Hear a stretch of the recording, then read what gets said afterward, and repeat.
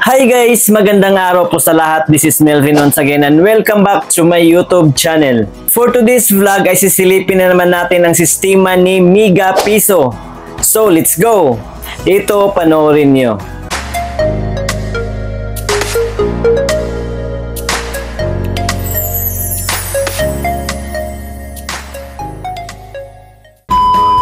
So nung dumaan ang ads ng Megapiso sa aking Facebook ay agad ko itong hinanap sa Play Store. At ito po yun guys, Megapiso Fast Cash Easy Loan. At ang company name nito guys ay Zymards Financing Incorporated. So nung hinanap ko ito sa listahan ng mga registered loan apps sa SEC o Security Exchange Commission ay nandun po ito. Rehistrado po sila. So nung in-install ko na, at pag-open ko, ito po yung sumalubong sa akin guys, ang permission request. So nung pinindot ko na itong understood, and then pinindot itong while using the app, at itong allow, ay kailangan pang i-agree itong kanilang privacy agreement. At pag pindot ko nitong next, ay dito na po hihingiin ang aking active mobile number. So nung nilagay ko na ang aking cellphone number at verification code dito sa baba, pag pindot ko nitong next, ay dinala na po ako dito sa dashboard na may nakalagay na loanable amount up to 50,000 pesos. At may nakalagay na lowest interest na 0.06% per day at tenor na 90 days. At pag pindot ko nitong apply now, ay dito na nagsimulang hingiin na nila ang aking basic information. At ito po yung mga basic information na hingiin nila guys.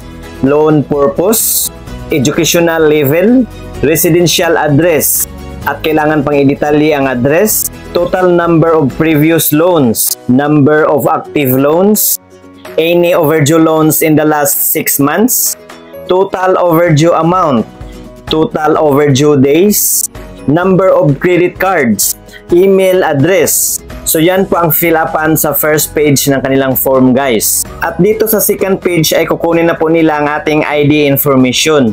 At ito po yung mga valid ID na tinatanggap nila guys. National ID, Postal, SSS ID, UMID, Passport, Driver's License, Voter's ID, TIN ID, Pag-ibig ID, PhilHealth ID, PRC, at Electronic National ID. At pagkatapos kong napicturean ang aking driver's license ID guys, ay nadetect agad ng kanilang system ang mga detalye na nakasulat sa aking ID. At nag-autofill na po siya dito guys, tulad po ng aking first name, middle name, last name, ang aking ID number, ang aking gender, at ang aking date of birth. At dito sa baba, hingiin pa nila ang marital status at number of children. At pagkatapos kong nakumpleto pag-fill up, dito sa next ay ang aking facial identification na po. Dito na po ako nag-selfie. At pagkatapos kong nag-selfie guys, ay kinuha na po nila ang aking bank information. Kung saan ko raw i-transfer ang pera na utangin ko dito kung sakaling ma-approve. At ang pinili ko dito ay ang aking e-wallet, ang aking GCash account. At pagkatapos ko pong nalagyan ang aking GCash information, ay hingiin na po nila ang ating emergency contacts, ang ating mga contact reference. So 3 contact person ang kailangan nila. At pagkatapos ko itong na-fill-upan lahat, ay hingiin na po nila ang aking work information. Tulad po ng kung ano raw ang ating profession, magkano ang ating monthly income, at ang ating payroll period.